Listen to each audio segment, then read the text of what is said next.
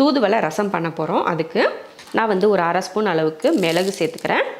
முதல்ல ரசத்துக்கு தேவையானதை சேர்த்துக்கலாம். 1/2 ஸ்பூன் மிளகு போட்டிங்கன்னா ஒரு 1/4 ஸ்பூன் அளவுக்கு சீரகம். நான் வந்து கையில் குத்து மதிப்பாக போட்டுக்கிறேன். நீங்கள் வந்து கரெக்டான அளவு எடுத்து ஸ்பூனில் போட்டுக்கோங்க.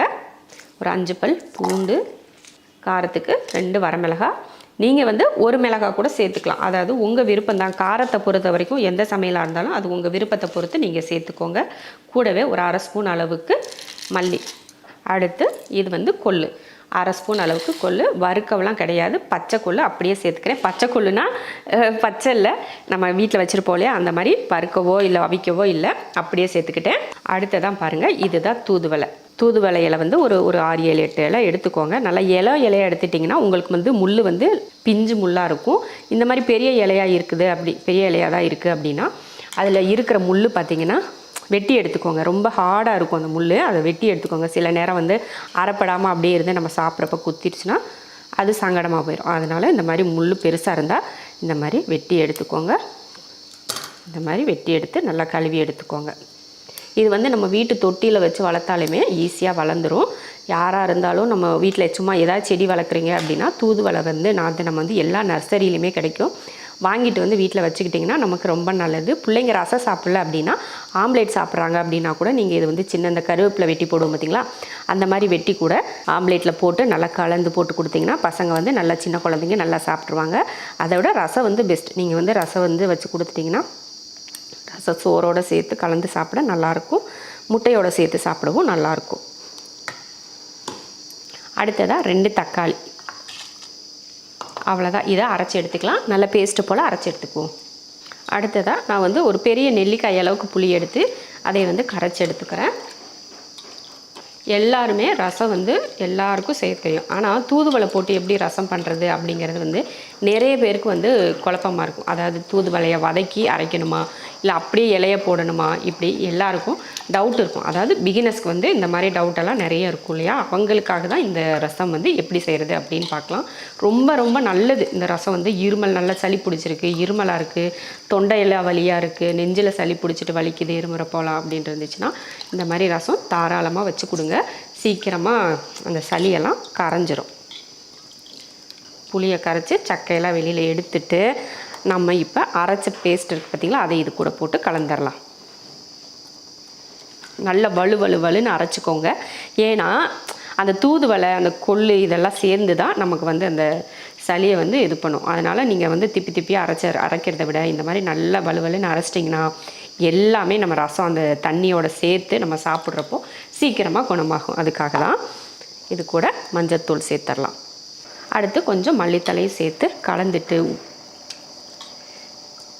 உப்பு போட்டுட்டு நம்ம புளிப்பு எந்த அளவுக்கு இருக்குன்னு பார்த்து சரி பார்த்துட்டு தண்ணி வந்து நம்ம எக்ஸ்ட்ரா சேர்த்துக்கலாம். அவ்வளோதான், இதோட நமக்கு முடிஞ்சிருது. இப்போ தாளிச்சிடலாம்.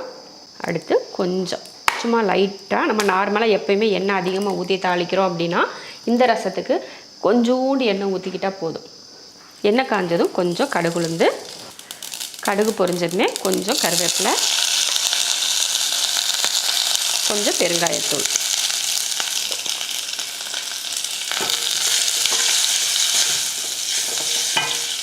இப்போ ரசத்துக்கு அரைச்சதை ஊற்றிடலாம். அவ்வளோதான். உப்பு புளிப்பு எல்லாம் சரி பார்த்து கரெக்டாக சேர்த்துருக்கோம். இதுக்கப்புறம் நீங்கள் உப்பெல்லாம் எப்படி இருக்குன்னு பார்த்துட்டு நீங்கள் சரியாக சேர்த்துக்கோங்க. அவ்வளோதான், அருமையாக ரசம் வந்து வச்சாச்சு. நல்லா பொங்கி வரட்டும். பொங்கி லைட்டாக ஒரு கொதி வந்ததுக்கப்புறம் இறக்கிக்கலாம். நல்லா கொதிக்க ஆரம்பிச்சிருச்சு பார்த்திங்களா, அவ்வளோதான். இப்போ அடுப்பை ஆஃப் பண்ணிக்கலாம். அருமையான ஒரு கொள்ளு ரசம் ரெடி. அப்படியே நீங்கள் ஒரு டம்ளர்லேயோ கிண்ணத்துலேயோ ஊற்றி நல்ல சூப்பு குடித்த மாதிரி குடிச்சிங்கன்னா நீங்கள் எப்பேற்பட்ட சளி பிடிச்சி இருமல் வந்து இருந்தாலும் சட்டுன்னு சரியாயிரும். அப்படியே எடுத்து ரசம் ஊற்றி சாப்பிட்டா சூப்பராக இருக்கும். ஒரு அப்பளம் மட்டுமே வச்சுக்கோங்க, ரொம்ப நல்லாயிருக்கும். ரசம் வந்து சூப் மாதிரி நீங்கள் எடுத்து குடிக்கவும் நல்லாயிருக்கும். நல்லா நிறைய தாராளமாக இந்த மாதிரி ரசத்தை ஊற்றி அப்படியே எடுத்து சாப்பிடுங்க. புளி ஊற வச்சுக்கலாம். தக்காளி ரசம் பண்ண போகிறோம், அதனால் கொஞ்சமாக புளி சேர்த்துக்கிட்டால் போதும். கொஞ்சோண்டு புளி, சும்மா அந்த பேருக்காக கொஞ்சம் ஒரு புளி வந்து சேர்த்துக்கணும். அது ஊறட்டும், ஏன்னா கொஞ்சம் கட்டி மாதிரி இருக்குது, அதனால் கொஞ்சம் நேரம் ஊற வச்சிடலாம். வெதுப்பான தண்ணியில் ஊற வச்சிட்டோம்னா சீக்கிரமாக கரைச்சிக்கலாம். புளி வந்து ஒரு பக்கம் ஊற வச்சுட்டேன். இப்போ வந்து ரசத்துக்கு தட்டிக்கலாம். ஒரு 1/2 ஸ்பூன் அளவுக்கு மிளகும் 1/4 ஸ்பூன் அளவுக்கு சீரகமும் சேர்த்துக்கலாம். நம்ம வீட்டில் எப்போவுமே இந்த அளவில் தான் நான் ரசம் பண்ணுவேன், அதே அளவில் தான் பண்ணுறேன். ஒரு 5 பல் பூண்டு சேர்த்துக்கலாம். கூடவே ஒரு பச்சை மிளகாய் சேர்த்துடலாம். அடுத்து இது பார்த்திங்கன்னா மல்லித்தலையோட தண்டு, அந்த தண்டையும் இது கூட சேர்த்துக்கலாம். ஏன்னா நம்ம இலையை மட்டும் பிச்சு போடுவோம், அந்த தண்டு சும்மா போட்டுருவோம். அதை இது கூட தட்டுனோம்னா நல்லா ரசம் வந்து மணமாக இருக்கும். அதனால் கொஞ்சம் தண்டையை சேர்த்துட்டு இதை நல்லா தட்டி எடுத்துடுவோம். ரசத்துக்கு தட்டியாச்சு. அடுத்ததாக 3 தக்காளியை மிக்ஸி ஜாரில் போட்டு அரைச்சிக்கலாம். புளி வந்து நல்லா ஊறி வச்சு கரைச்சிக்கலாம். புளியை கரைச்சி சக்கையெல்லாம் எடுத்தாச்சு. எடுத்ததுக்கப்புறமா இதில் நம்ம அரைச்சிருக்கோம் இல்லையா, தக்காளியை இதில் சேர்த்துடலாம். போட்டு மல்லித்தலையும் போட்டாச்சு. இப்போ ரசத்துக்கு வந்து எல்லாமே ரெடியாக இருக்குது. ரசத்துக்கு மசாலா தட்டியாச்சு, புளியும் தக்காளியும் ரெடியாக இருக்குது. இப்போ தாளித்து விட்டுறலாம். ரசம் தாளிக்கிறதுக்கு எண்ணெய் ஊற்றிடுவோம். எண்ணெய் காஞ்சதுமே கொஞ்சம் கடுகு உளுந்து போட்டு தாளிச்சிக்கலாம். கூடவே 2 வரமிளகாய், அடுத்து கருவேப்பிலை போட்டுட்டு நம்ம ரசத்துக்கு தட்டணும் இல்லையா மசாலா, அதையும் சேர்த்து விட்ருவோம். அடுத்து மஞ்சள் தூள், பெருங்காயத்தூள் கொஞ்சம் போட்டு கலந்து விட்டுருவோம். நல்லா லைட்டாக ஒரு வதக்கு இந்த மாதிரி வதக்கி விட்டுட்டு அவ்வளோதான். இப்போ வந்து கரைச்சி வச்ச புளியும் தக்காளியும் சேர்த்துருவோம்.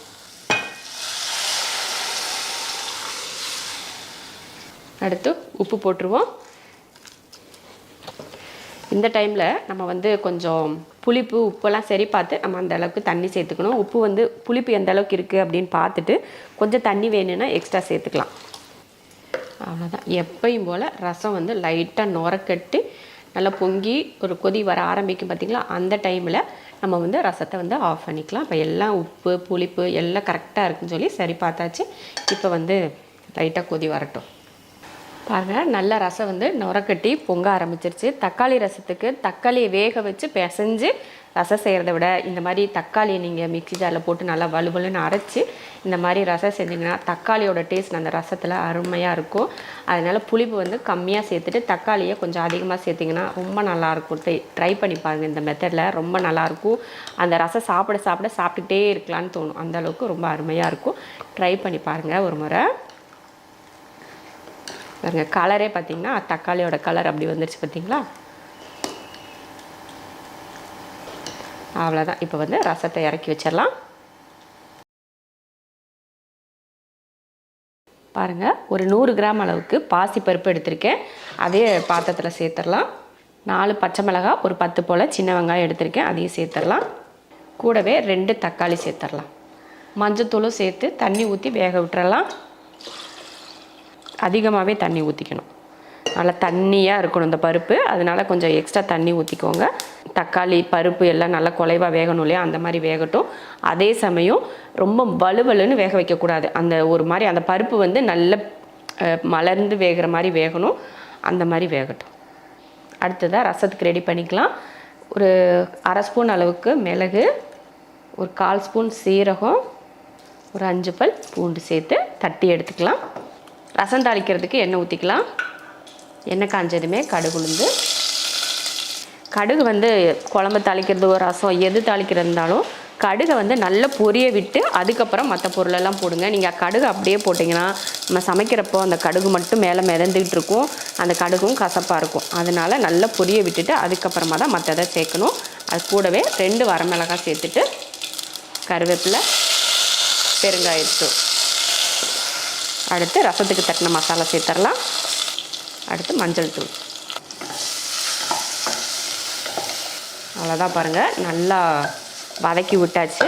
வெங்காயம் தக்காளி எல்லாம் சேர்த்து வேக வச்சுருந்தோம் இல்லையா, அந்த பருப்பை அப்படியே சேர்த்துடணும். ஒரு நெல்லிக்காய் அளவுக்கு புளி எடுத்து கரைச்சி வச்சுருக்கேன், அதையும் சேர்த்துடலாம். அடுத்து தேவையான உப்பு சேர்த்து அது கூடவே மல்லித்தலையும் சேர்த்து விட்டுறலாம். அவ்வளோதான்.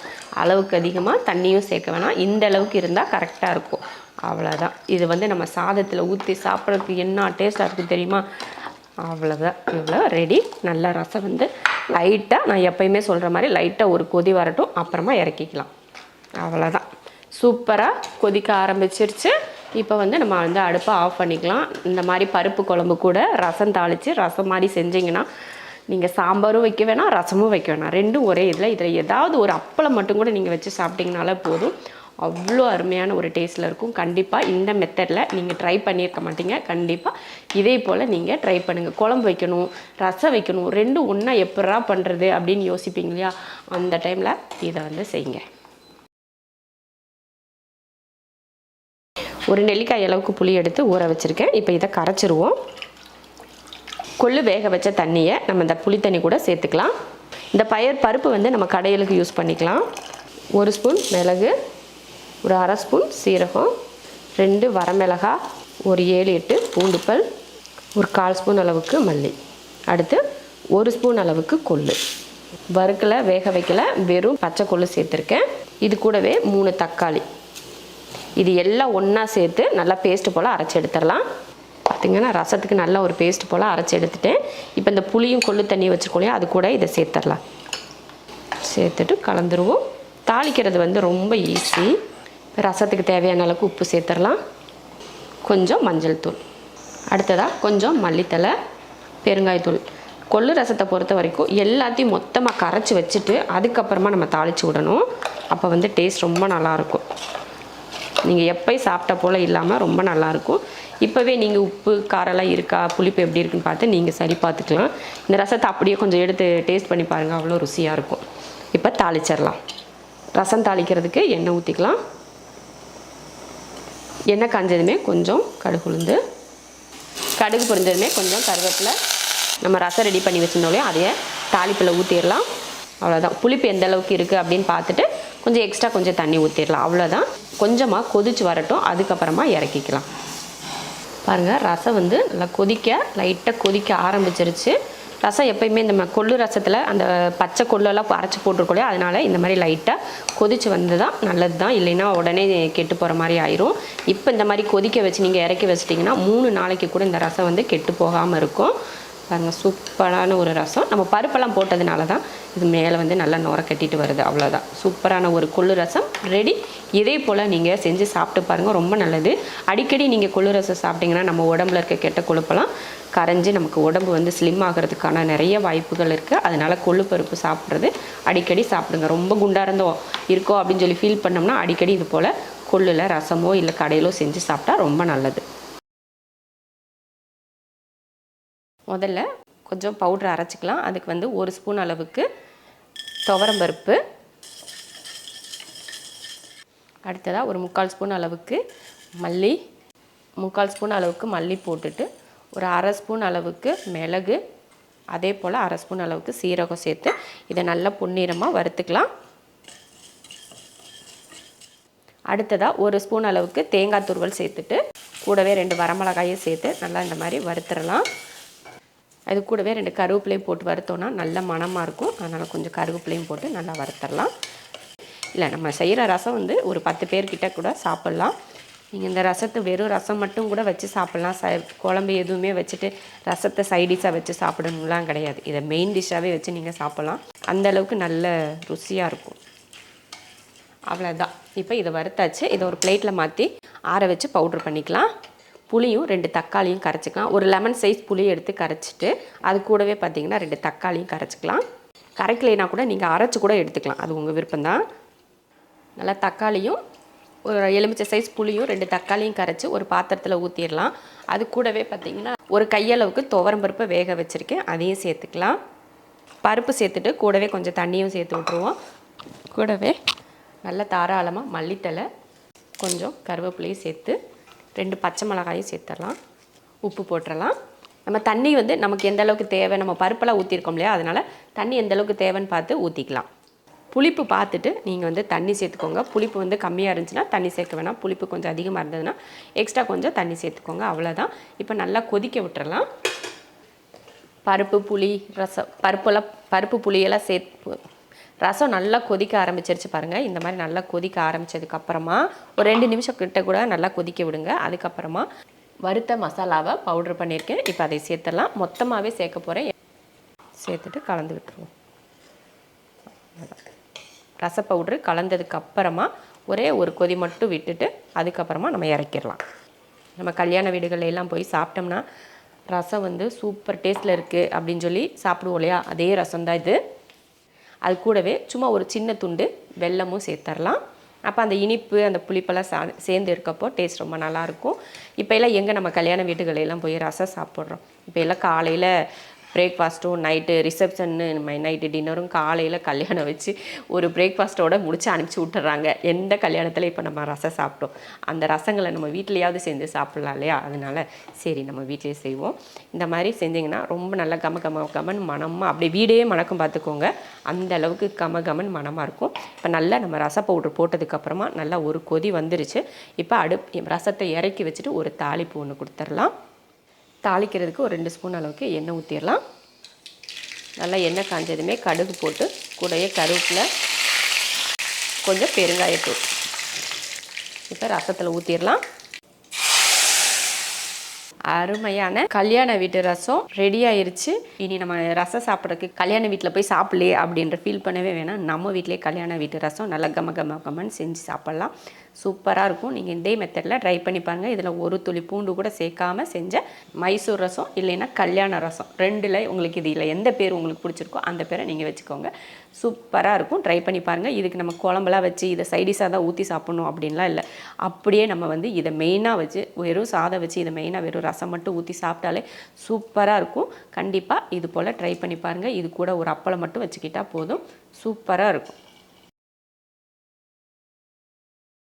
மிக்ஸி ஜாரில் 1/2 ஸ்பூன் அளவுக்கு சீரகம், 3/4 ஸ்பூன் மிளகு, 1/2 ஸ்பூன் மல்லி, ஒரு 7 போல் வெள்ளைப்பூண்டு, 5 போல் சின்ன வெங்காயம், 2 தக்காளி, இதையே அரைச்சி எடுத்துடலாம்.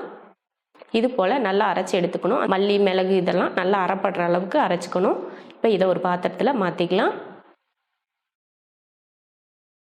இப்போ தேவையான அளவுக்கு தண்ணி, அளவுக்கு அதிகமாக தண்ணி வேணாம், ஓரளவுக்கு சேர்த்துக்கிட்டால் போதும். அதில் கொஞ்சம் கருவேப்பிலை, கொஞ்சம் மஞ்சள் தூள். இந்த ரசம் வந்து ரொம்ப தண்ணி போல் இல்லாமல் கொஞ்சம் திக்காக இருக்கிற மாதிரி இருந்தால் நல்லாயிருக்கும். அதனால் தண்ணி வந்து பார்த்துட்டு சேர்த்துக்கணும். அப்புறமா தேவையான அளவுக்கு உப்பு கலந்து விட்டுறலாம். இப்போ ஸ்டவ் ஆன் பண்ணி அடுப்பில் வச்சிடலாம். அடுப்பில் வச்சதுக்கப்புறமா பார்த்தீங்கன்னா கொஞ்சமாக பெருங்காயத்தூள் கலந்து விட்டுட்டு அந்த ரசம் வந்து கொதிக்க விடாமல் நல்லா பொங்கி வரும். பார்த்தீங்களா, லைட்டாக கொதிக்க ஆரம்பிக்கும். அந்த மாதிரி ஸ்டேஜ் வந்ததுமே நம்ம இறக்கிக்கலாம். இது போல் நல்லா நுரக்கட்டி வந்து லைட்டாக கொதிக்க ஆரம்பிக்குது பார்த்தீங்களா, அந்த மாதிரி டைமில் கிளறி விட்டு இறக்கிக்கலாம். இப்போ ரசத்துக்கு தாளித்து ஊற்றிடலாம். தாளிக்கிறதுக்கு பேன் வச்சு 1 ஸ்பூன் அளவுக்கு எண்ணெய், கொஞ்சம் கடுகு, கருவேப்பிலை, 1 வரமிளகாய், இதை தாளிச்சாச்சு. இப்போ ஸ்டவ் ஆஃப் பண்ணிவிட்டு ரசத்தில் ஊற்றிடலாம். அருமையான பத்திய ரசம் ரெடி ஆயிருச்சு. இதில் நம்ம புளியே ஒரு துளி கூட சேர்க்கல. புளி சேர்க்காத ரசம் இது போல் நீங்களும் செஞ்சு பார்த்துட்டு எப்படி இருக்குன்னு சொல்லிட்டு கமெண்ட்டில் சொல்லுங்கள். ஒரு குக்கரில் ஒரு 4 தக்காளி போட்டுக்கிறேன். அது கூட 1 ஸ்பூன் அளவுக்கு துவரம்பருப்பு எடுத்திருக்கேன், அதையும் சேர்த்துக்கலாம். கொஞ்சம் மஞ்சள் தூள், தண்ணி ஊற்றிடலாம். ஸ்டவ் ஆன் பண்ணிவிட்டு மூடி போட்டுடலாம். 3 விசில் விட்டு ஆஃப் பண்ணிக்கலாம். அடுத்து ஒரு பாத்திரம் வச்சு 1 ஸ்பூன் அளவுக்கு கடலைப்பருப்பு சேர்த்துக்கலாம். அடுத்து 1 ஸ்பூன் மிளகு, சீரகம் 1 ஸ்பூன், இது மாதிரி கொஞ்சமாக வெந்தயமும் சேர்த்துக்கலாம். நல்லா பொன்னிறமானதும் கொஞ்சம் இதில் கருவேப்பிலை, ஒரு 6 போல் வரமிளகாய், அவ்வளோதான். இப்போ அடுப்பை ஆஃப் பண்ணிக்கலாம். ஆற வச்சுட்டு பவுட்ரு பண்ணிடலாம். ரசத்துக்கு வறுத்தது நல்லா ஆறிடுச்சு, அரைச்சிடலாம். ரச பவுடர் ரெடி ஆயிடுச்சு. இப்போ தாளித்து விட்டுறலாம். தக்காளி பாருங்கள் நல்லா வெந்துருச்சு பாருங்கள், எடுத்துடலாம். சூடு பார்த்துட்டு எடுக்கணும். இப்போ இந்த பருப்பையும் தக்காளியும் நல்லா மசிச்சு விட்டுருவோம். இந்த அளவுக்கு ரெண்டையும் நல்லா மசிச்சாச்சு. அடுத்து தாளிச்சிடலாம். ரசம் தாளிக்கிறதுக்கு எண்ணெய் ஊற்றிடலாம். எண்ணெய் காஞ்சதுமே கொஞ்சம் கடுகு, ஒரு 5 பல் பூண்டு இடிச்சிருக்கேன், அதையே சேர்த்துட்டு அது கூடவே கொஞ்சம் கருவேப்பிலையும் சேர்த்துடலாம். கூடவே கொஞ்சம் பெருங்காயத்தூளும் சேர்த்துக்கலாம். நான் வந்து இதில் காரத்துக்கு மிளகாய், பச்சை மிளகாய் இதெல்லாம் போடலைன்னா, நம்ம ரச பவுடரில் வந்து மிளகாய் வந்து கொஞ்சம் அதிகமாகவே போட்டிருக்கோம். அதில் இருக்க காரமே நம்ம ரசத்துக்கு போதும், அதனால தான் போட்டுக்கலாம். உங்களுக்கு தேவைப்பட்டால் நீங்கள் 1 மிளகாய் 2 மிளகாய் கூட சேர்த்துக்கோங்க. அடுத்து நம்ம பருப்பும் தக்காளியும் சேர்த்துடலாம். கூடவே கொஞ்சம் புளி தண்ணி கரைச்சி வச்சுருக்கேன், அதையும் சேர்த்துடலாம். ஒரு சின்ன நெல்லிக்காய் அளவுக்கு புளி எடுத்து கரைச்சிருந்தேன், அதையும் சேர்த்தாச்சு. தேவையான உப்பு போட்டு தண்ணி எந்த அளவுக்கு வேணும் அப்படின்னு பார்த்துட்டு கொஞ்சம் தண்ணி சேர்த்துக்கலாம். லைட்டாக கொதிச்சு வரட்டும். அதுக்கப்புறமா நம்ம ரசம் மிக்ஸ் எல்லாம் சேர்த்துக்கலாம். இப்போ பாருங்கள் நல்லா கொதிக்க ஆரம்பிச்சிருச்சு. நம்ம புளி தண்ணியெல்லாம் ஊற்றிருக்கனால நல்லா கொதிக்க விட்டுட்டு இதில் நம்ம ரசத்துக்கு அரைச்சிருக்கோம் இல்லையா பவுடர், அதில் வந்து ஒரு 1.5 ஸ்பூன் அளவுக்கு சேர்த்துக்கலாம். மீதி இருக்கிற பவுடர் எடுத்து நம்ம ஸ்டோர் பண்ணி வச்சுக்கிட்டோம். இன்னொரு டைம் நம்ம ரசம் வைக்கிறதுக்கு யூஸ் பண்ணிக்கலாம். அடுத்து கொஞ்சம் மல்லித்தலையை தூவிட்டு அடுப்பை ஆஃப் பண்ணிடலாம். ரொம்ப நேரம் ரச பவுட்ரு போட்டு ரொம்ப நேரம்லாம் கொதிக்க விட தேவையில்லை. அந்த சூட்லேயே லைட்டாக கொதிக்க விட்டு அப்படியே ஆஃப் பண்ணி மல்லித்தலையை போட்டு இறக்குறது தான். அருமையான ஒரு தக்காளி ரசம் ரெடி ஆயிடுச்சு. நம்ம தக்காளி ரசம் தானே அப்படின்னு சொல்லிட்டு பருப்பு போடாமல் செய்யறதை விட இந்த மாதிரி 1 ஸ்பூன் அளவுக்கு பருப்பு அந்த தக்காளி கூட வேக வச்சு செஞ்சிங்கன்னா டேஸ்ட் வந்து வேறு லெவலில் இருக்கும்.